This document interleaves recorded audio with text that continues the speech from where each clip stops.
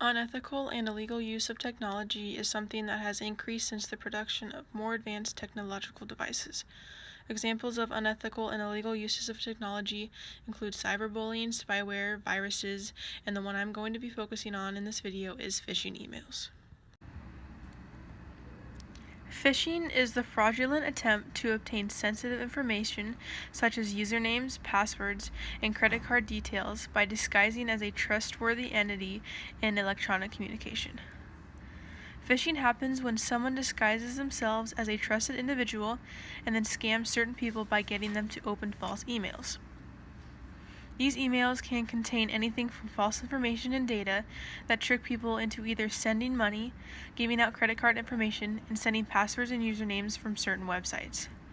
The scammers then use the information they collected and steal anything from the person or persons they scammed. All of this happens in front of screens where there is no actual physical contact or communication. Phishing can also result in identity theft and is illegal in the United States. There are many types of phishing that include deceptive phishing, spear phishing, CEO fraud, farming, Dropbox phishing, and Google Docs phishing. Deceptive phishing is the most common type of phishing and is the impersonation of a certain company to steal information from different people. Spear phishing is when scammers aim at a certain group of people or certain individuals to steal information. CEO fraud is when someone impersonates an executive and abuses that individual's email to authorize fraudulent wire transfers to a financial institution of their choice. Farming targets a DNS server and changes the IP address associated with an alphabetical website name. That means an attacker can redirect users to a malicious website of their choice, even if the victims entered in the correct website name. Dropbox phishing has specialized attack emails according to an individual company or service.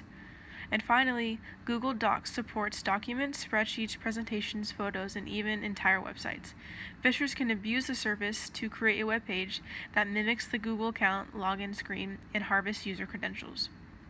Overall, each type of phishing have similar goals: to steal certain data from an individual or group and use it to gain more money and information and power. An example of a phishing email could look like this. This email says it is from the company Visa. The first red flag is that the email did not address it to someone specifically and use a general salutation like customer. A website should have your specific name and address your emails with your name.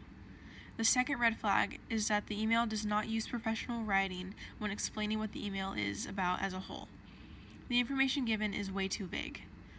The third red flag is that there is a link given that looks like it should be valid, but those should not be clicked on when it is not the actual site.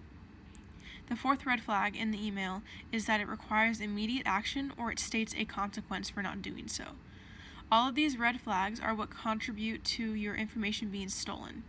Money, accounts, and identities are just some of the things that can be stolen when interacting with phishing emails. There are many ways to prevent your information from getting stolen. One of the major ways to keep your information safe is to not open, respond, or engage in any emails or suspicious activity regarding your specific information. We cannot always prevent the emails from being sent out to us or other people, but being aware of phishing emails is a start. Some ways to find out if a certain email is valid is to check with someone you know that might have sent or received the same email.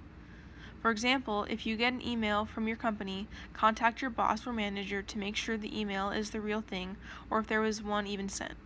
If this happens with another company you do not have direct contact with, call or email them directly to find out if your email is valid.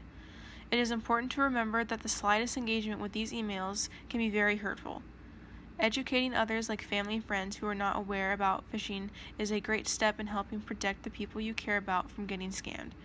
Overall, it is important to be aware of phishing emails and how to handle them in a safe manner.